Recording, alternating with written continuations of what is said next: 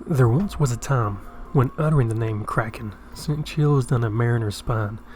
The legendary beast was known for dragging whole ships down into the watery depths of Davy Jones' locker.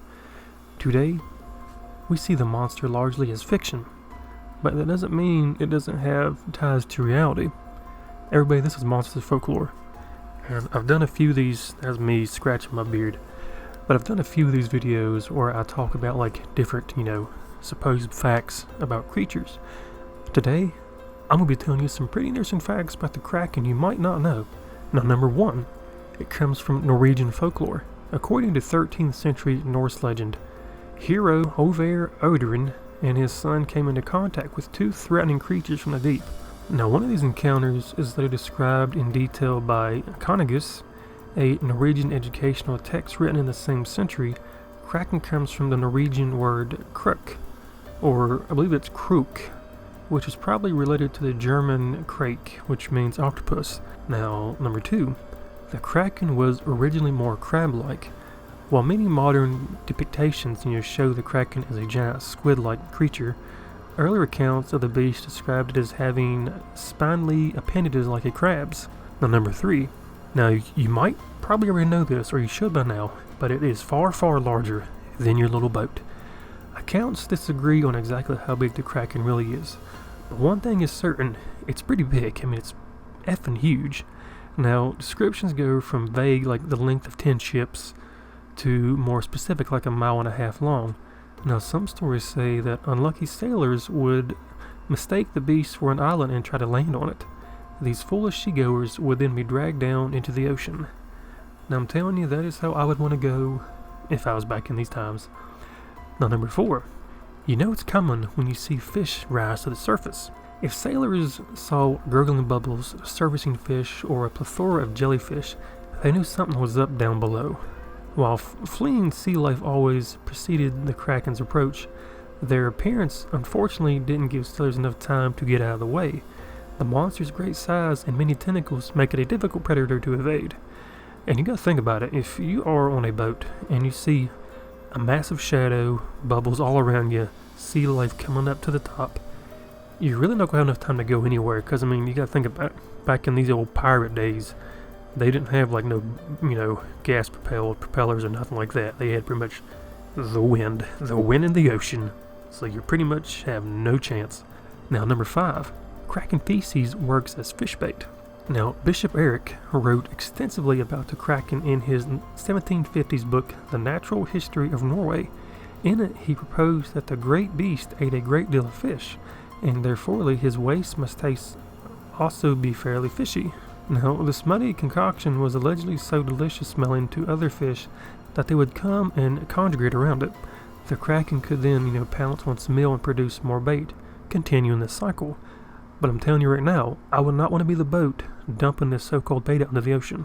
Now, number six here, it might have a natural explanation. There is no solid evidence of mile-long monsters swimming in our oceans, but we do have giant squids. Now, these deep-sea dwellers can weigh anywhere from 300 to 600 pounds. But as these immense creatures are not likely to surface, it's more likely that ancient sailors confused something else in the water for krakens. Now, bubbles, dangerous currents, and the appearance of new land are all signs of underwater volcanic activity, something common in Iceland. So, I mean, you do gotta think about it. It could have been like a giant squid they was encountering. Now, number seven here. There may have actually been a Kraken. Now, hear me out here. Now, ichthyosaur bones have been discovered in patterns similar to the way that octopuses place the bones on their meals. Even more interestingly, one discovered ribcage shows signs of constriction, as if a large tentacle was wrapped around it. Now, ichthyosaurs were pretty hefty creatures, some were as long as 30 feet, so it would take a very large cephalopod to catch and eat it. Now, number 8, the Kraken lays low. Legend says that the sea monster enjoys solitude and resides deep on the ocean floor. It uses its tentacles to stay tethered to the bottom and hunts for food. The beast will only surface in warm weather or when disrupted. Now, number 9, the Kraken has no magical powers. That should be a given. Despite being a mythical creature, the Kraken doesn't boast any supernatural abilities. The fearsome nature of the Kraken is its sheer size. Sailors do not want to have to worry about it flying out of the water or putting a curse on them. And could you imagine if you're on a boat and this thing comes shooting out of the air and flies right at you? I wouldn't want to be that person who had to tell that to the rest of the crew what's coming at us. Now, some modern day cartoons suggest that if you defeat the Kraken, it will grant you a wish, but, that deviates from Norwegian folklore. Now, number 10.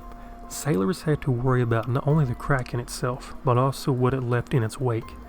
Because of its sheer size, the Kraken is believed to conjure a whirlpool when diving back into the ocean. The watery suction drags ships to the depths of the ocean's floor. Now, number 11 here. Some legends suggest that there's more than one Kraken. Many tales talk of the Kraken, but sometimes there are stories that mention multiple giant cephalopods. This would make the waters particularly hazardous for those sailing over deep waters. So, I got interrupted for a moment, so I think I'm on number 11, and this is probably the very last one here that I thought was kind of cool. The Kraken has a big pop culture presence. For a mythical creature, the giant squid gets a lot of attention. From the 13th century to modern times, you can find the monster in poems, novels, television shows, video games, and movies. A number of products and companies also borrow the moniker. And the latest thing I know that uses the Kraken was the Xbox game, the Sea of Thieves. If you're in a gigantic boat and you're floating around, pretty much how I described to you, the water will turn black and things get real. Now, fun fact, I actually was playing the game probably about a few weeks ago for the first time ever, and I picked the biggest boat. I don't know why, and I was out in the ocean just trying to find something cool, and I wasn't paying attention whatsoever. All of a sudden, it got kind of dark. The ocean got dark, and then out of nowhere, freaking tentacles came up out of nowhere, and you can't beat the Kraken on your own. So you can just assume I didn't make it. But that was just a fun little fact, I guess, about the whole pop culture thing. But what's your take on the Kraken? Do you honestly think it could be real, or it was real, or do you think it was just maybe like a giant squid? Because they have, I think in the past, I don't know how many years, but they have actually seen, giant squids in the ocean, because they got them cameras, at the bottom of the ocean floor, and they've seen some pretty weird stuff.